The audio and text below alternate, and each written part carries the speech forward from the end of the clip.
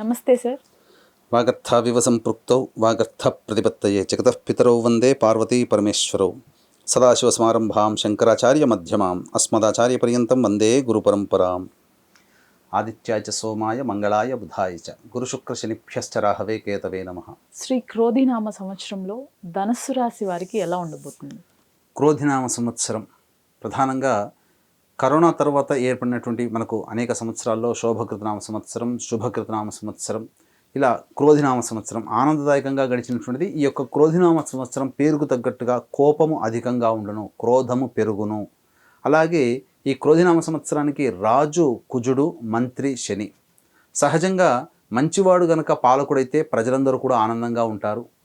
పాపగ్రహాలు చెడ్డవాడు పాలకుడైతే ప్రజలు కూడాను అవస్థలు పడతారు. కాబట్టి పాలకుడుగా కుజుడు, మంత్రిగా శని, ఇవి రెండు పాపగ్రహాలు. ఈ కారణం చేత పాలింపబడే వారి యొక్క చర్యల వలన పాలించే వ్యక్తుల యొక్క చర్యల వలన పాలింపబడే వ్యక్తుల యొక్క ఇబ్బందులు చెప్పలేనట్టుగా ఉంటాయి. అంటే ప్రజలు కొంత ఇబ్గట్లకి గురి అవుతారని చెప్పవచ్చు.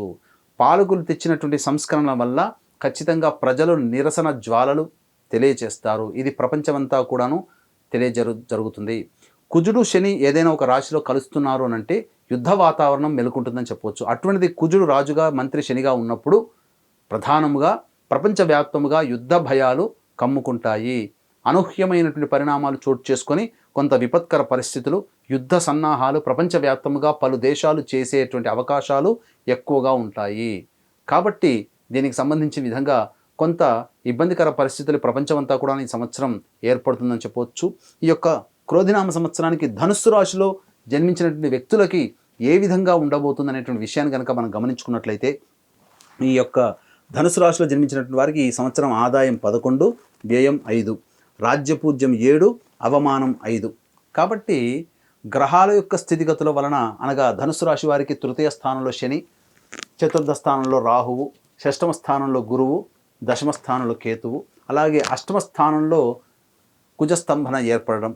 వెరసి ఈ కారణాల వల్ల మీకు కొంత యోగదాయకమైనటువంటి పరిస్థితి ఉంటుంది. ఆదాయం 11, వ్యయం 5 అని అంటే మీరు సంపాదించిన దానికంటే ఖర్చు తక్కువగా ఉన్నటువంటి కారణం చేత సేవ్ చేసుకునే అవకాశాలు ఉంటాయి. కాబట్టి మీకు సేవ్ అయినటువంటి ఏదైతే ధనము మీరు దాచుకుంటారో ఆ ధనాన్ని దాచుకున్న దాన్ని ఇబ్బడి ముబ్బడిగా ఏ విధంగా చేసుకోవాలనేటువంటి ప్రణాళిక మీరు ఈ సంవత్సరంలో చేసుకోండి అని చెప్తుంది. అంతే తప్ప 11 రూపాయలు ఖర్చు అయితే 11 రూపాయలు సంపాదిస్తే 5 రూపాయలు ఖర్చు అయితే 6 రూపాయలు మిగులుతాయి కదా. ఈ 6 రూపాయలని మనం ఏ విధంగా ఇంకా ఎంజాయ్ చేయాలని ఆలోచన చేసేదానికంటే మిగిలిన బ్యాలెన్స్ 6 రూపాయలని ఏ విధంగా మన కుటుంబానికి ఉపయోగపడే విధంగా మనం చేయాలని చెప్పి ఇంకా దాన్ని పెంచుకునే విధంగా ఆలోచన చేయండి అని చెప్పి మనకు ఈ యొక్క పట్టిక తెలియజేస్తుంది.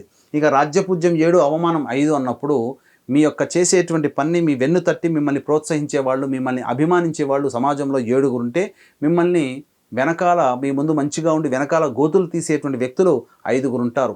అయినప్పటికీ కూడా మీ మంచి కోరేవారు మీ చుట్టుపక్కల ఉన్నప్పుడు మీరు చేసేటువంటి ప్రతి పని ఆనందదాయకంగా ఉంటుంది, ఉత్సాహంగా ముందడుగు వేస్తారు, నరఘోష తక్కువగా ఉంటుంది.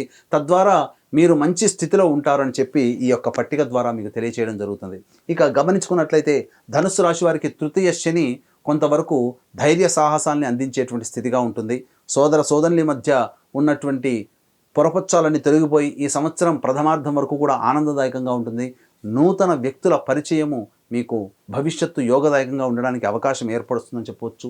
ఇక చతుర్థ స్థానంలో రాహువు, షష్టమ స్థానంలో గురువు, ప్రధానంగా లగ్నాధిపతి అయినట్టుగా రాశ్యాధిపతి అయినటువంటి గురువు షష్టమ స్థానంలో ఉండడం ఒకంత యోగదాయకం, విపరీతమైనటువంటి రాజయోగాన్ని కలగజేస్తుంది. అంటే ఇదేదో గొప్పదనుకునేరు వీక్షించేటువంటి ట్రీ మీడియా డివోషనల్ ప్రేక్షకులు గమనించాల్సిన అంశం ఏంటంటే, షష్టమ గురువు, రాశ్యాధిపతి అయినటువంటి షష్టమ గురువు సంచారం చేస్తున్నటువంటి కారణం చేత ప్రతి పని యందు కూడా స్వయం కృషితో మీరు ముందడుగు వేయాలి. మీకు సహాయ సహకారాల కంటే కూడా మీ స్వయం శక్తి, స్వయం కృషి మిమ్మల్ని పైకి తీసుకొస్తుందని సూచన చేయబడుతుంది గురువు యొక్క ప్రభావం. అందుకనే మీరు ఏ పని తలపెట్టినా సొంత ఆలోచనలతో కనుక ఈ సంవత్సరం అంతా మీరు ప్రయాణం చేసినట్లయితే అన్నింటా మీరే విజయం ఉంటారు, శత్రువులపై మీరే విజయం సాధిస్తారు అని చెప్పి ఈ యొక్క గురు సంచార ప్రభావంలో మీకు తెలియచేయడం జరుగుతుంది.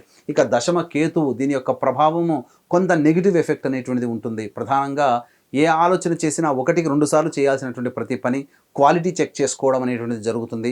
తీసుకున్న నిర్ణయాలు సకాలంలో అమలుపరచకపోవడము, లేకపోతే తీసుకున్న నిర్ణయాల్ని వెంటనే మార్చుకోవడము అనేటువంటిది ఈ యొక్క దశమ కేతు గ్రహ ప్రభావం వలన జరుగుతుంది.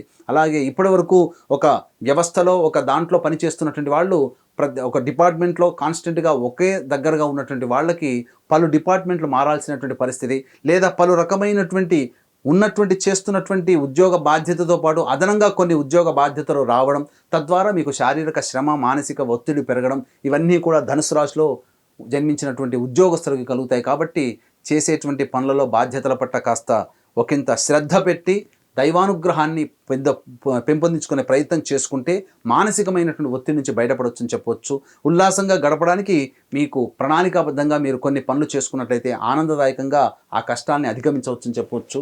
ఇక గమనించుకున్నట్లయితే ప్రధానంగా ఈ ధన స్థానాన్ని గురువు వీక్షణ చేయడం, ఈ కారణం చేత యోగదాయకమైనటువంటి పరిస్థితి. అనుకున్నటువంటి పనులలో డబ్బులు సకాలంలో అందుతాయి, రాని బాకీలు వసూలు అవుతాయి. మీరు ఏదైనా ఒక పెట్టుబడిగా పెట్టినటువంటిది మీకు ఇబ్బడి ముబ్బడిగా రాబడి పెరిగేటువంటి అవకాశం ఉంటుందని చెప్పవచ్చు.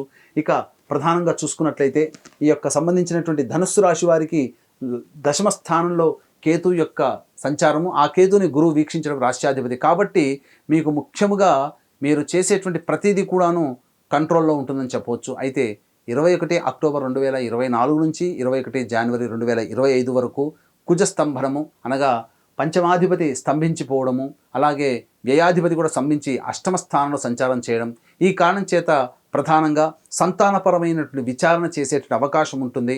మీరు ఎంత రకంగా ఇప్పటి వరకు దసరా ముందు వరకు ఎంత గొప్పగా తెలివిగా ఆలోచించిన దసరా తర్వాత మీరు చేసేటువంటి పనిలో మీ యొక్క తెలివి మీకు అక్కరకు రాకుండా ఉండడం, తద్వారా ఎదుటి వాళ్ళ యొక్క సహాయ సహకారాలను అర్థించడం అనేటువంటి జరుగుతుంది. కాబట్టి తప్పని పరిస్థితుల్లో పెద్దల యొక్క సహాయ సహకారం తీసుకొని తద్వారా ముందడుగు వేయడం చాలా మంచిది ప్రతి పనిలో దసరా తర్వాత అని చెప్పవచ్చు.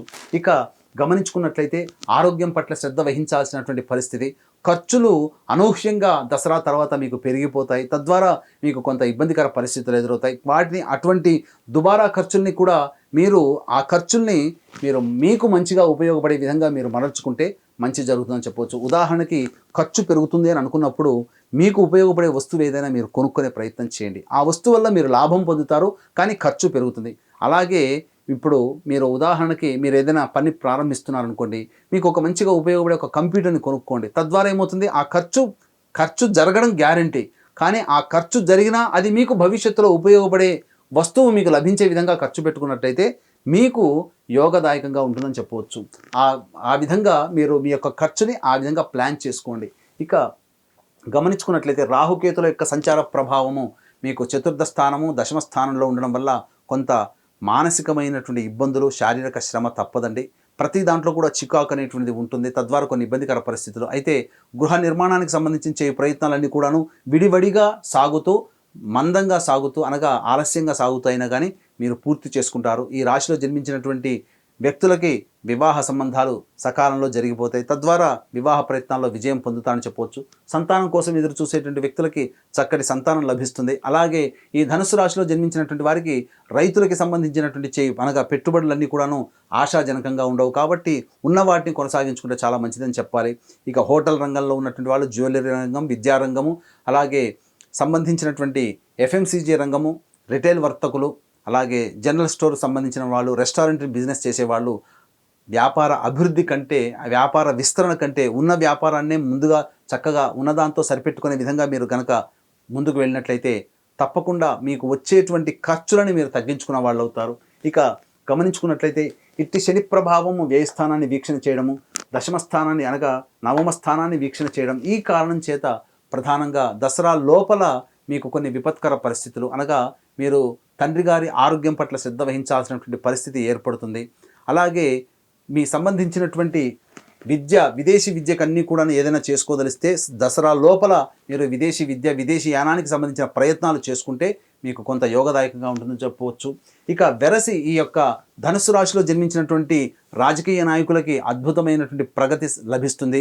రాహుబలము శని బలం సంపూర్ణంగా ఉన్నటువంటి కారణం చేత దసరా లోపల మీరు అనుకున్నటువంటి విధంగా మీ యొక్క పార్టీ తరపున మీరు విజయం సాధించి మంచి ప్రజల యొక్క మెప్పును పొంది మంచి పదవిని లభించేటువంటి అవకాశం ఎక్కువగా ఉంటుందని చెప్పవచ్చు. ఇక గమనించుకున్నట్లయితే ఈ రాశిలో జన్మించినటువంటి వారికి ప్రధానంగా అన్ని రకాలుగా మిశ్రమ ఫలితాలు అనేటువంటివి కలుగుతున్నాయి. కాబట్టి దైవానుగ్రహాన్ని అనగా దైవకారక గ్రహము మీకు అనుకూలంగా లేకపోవడం, దైవానుగ్రహాన్ని పెంపొందించుకునే ప్రయత్నం చేసుకున్నట్లయితే మంచి ఫలితాలు కలుగుతాయని చెప్పవచ్చు. ముఖ్యంగా ఈ యొక్క దైవానుగ్రహాన్ని అందరికీ అందించాలనేటువంటి ఒక సదుద్దేశంతో నవగ్రహాల యొక్క అనుగ్రహం అందరికీ ఉంటే ఈ సంవత్సరం అంతా కూడాను అందరికీ బాగుంటుందనే ఉద్దేశంతో కుంభకోణం మద్రాసు దగ్గరలోని 9 నవగ్రహాల టెంపుల్స్ ఉన్నాయి. ఆ నవగ్రహాల్లో ఒక్కొక్క గ్రహం దగ్గర అభిషేకము, ఏ గ్రహానికి దగ్గర ఆ గ్రహం యొక్క హోమము, వివాహం కావాల్సిన అబ్బాయిలకి అమ్మాయిలకి మరియు ఆరోగ్య సమస్యలకి సంబంధించి, అలాగే జటిలమైనటువంటి సమస్యలకి సంబంధించినటువంటి వాటికి, శని దోష నివారణకు సంబంధించినటువంటి హోమాది కార్యక్రమాలు జరిపించడం జరుగుతున్నాయి. అలాగే ఈ యొక్క కార్యక్రమం నమోదు చేసుకునే వాళ్ళు కార్యక్రమ తదనంతరం కాంటాక్ట్ చేసి పూర్తి వివరాలు తెలుసుకోవచ్చు. అలాగే తండ్రి వైపు 7 తరాలు, తల్లి వైపు 4 తరాలు ఏవైనా దుర్మరణాలు ఉన్నా, అనగా road accident, fire accident, suicide attempt, నదిలో బావిలో పడి చనిపోవడం, ఇంట్లోంచి వెళ్ళిపోవడం, లివర్ ఫెయిల్, కిడ్నీ ఫెయిల్, క్యాన్సర్తో చనిపోవడము, 60 సంవత్సరాల లోపల ఏ విధంగా చనిపోయినా, మీ కుటుంబ సభ్యులు కులాంతర మతాంతర వివాహాలు చేసుకున్న, వివాహాలు కాకుండా ఇబ్బంది పడుతున్నా, సంతానం ఆలస్యంగా కలుగుతున్నా, అలాగే దంపతుల సమస్యలు కలుగుతున్నా, ఇవన్నీ కూడాను సంబంధించినటువంటి పితృదోషం కింద చెప్పబడతాయి. కాబట్టి మా పీఠం ఆధ్వర్యంలో ప్రతి నెల పితృదోష నివారణ పూజల హోమాలు అనేటువంటివి జరిపించడం జరుగుతున్నాయి. కాబట్టి అవకాశం ఉన్న వాళ్ళు కార్యక్రమం తదనంతరం కాంటాక్ట్ చేసి పూర్తి వివరాలు తెలుసుకోవచ్చు. ధనుస్సు రాశిలో ఆడవారికి ఎలా ఉండబోతుంది సార్? ధనుస్సు రాశిలో జన్మించినటువంటి స్త్రీలకి విశేషంగా గురుబలం తక్కువగా ఉండడం, ఈ కారణం చేత కొంత ఇబ్బందికర పరిస్థితులు, మీ మాటకి విలువ తగ్గి మీకు ఎదురు చెప్పేటువంటి సంతానం ఉండడం, అలాగే మీ మాటకి విలువ ఇవ్వకుండా మీ కుటుంబ సభ్యులు ప్రవర్తించడం ద్వారా కొంత మానసికమైనటువంటి బాధకి గురయ్యేటువంటి అవకాశాలు ఉంటాయి. అయితే ఉద్యోగస్తులకి అనుకున్న దానికంటే కూడా విజయం పొందేటువంటి అవకాశం ఉంటుంది. ఎన్నాళ్ళ నుంచి ఎదురు చూస్తున్నటువంటి సంతానానికి సంబంధించినటువంటి మంచి వార్త ఈ యొక్క ధనుసు రాశిలో జన్మించినటువంటి స్త్రీలకి కలుగుతుంది. అయితే గృహోపకరణాల్లో నూతనంగా కొనుగోలు చేస్తారు, లేదా గృహంలో పలు మార్పులు చేర్పులు చోటు చేసుకుంటాయని చెప్పవచ్చు. ఏది ఏమైనప్పటికీ కూడాను దైవానుగ్రహంతో ముందడుగు వేసి మీరు కనుక ప్రయత్నం చేసినట్లయితే అద్భుతమైనటువంటి యోగదాయకంగా ఉంటుందని చెప్పవచ్చు. ప్రధానంగా దాంపత్యంలో అనుకున్న దానికంటే కూడా ఆనందంగా జీవించడం జరుగుతుంది. విడిపోయి జీవిస్తున్నటువంటి వాళ్ళందరూ కూడా భర్తని చేరి ఆనందకరమైనటువంటి దాంపత్యాన్ని చక్కగా పొందుతారని చెప్పడంలో సందేహం లేదు. ధనుస్సు రాశి వారు ఎటువంటి పరిహారాలు చేసుకోవాలి సార్?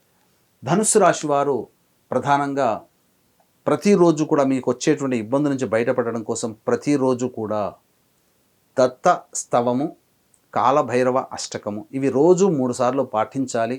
అలాగే మీకు ఏదైనా జటిలమైన సమస్య వచ్చినప్పుడు ఆ సమస్య పరిష్కారం కోసమై ప్రతిరోజు సాయంకాలం తులసి చెట్టు దగ్గర ఆవు నేతితో దీపారాధన చేసి విష్ణు సహస్రనామ పారాయణం చేసి 2 అరటిపండ్లు నైవేద్యంగా పెట్టండి.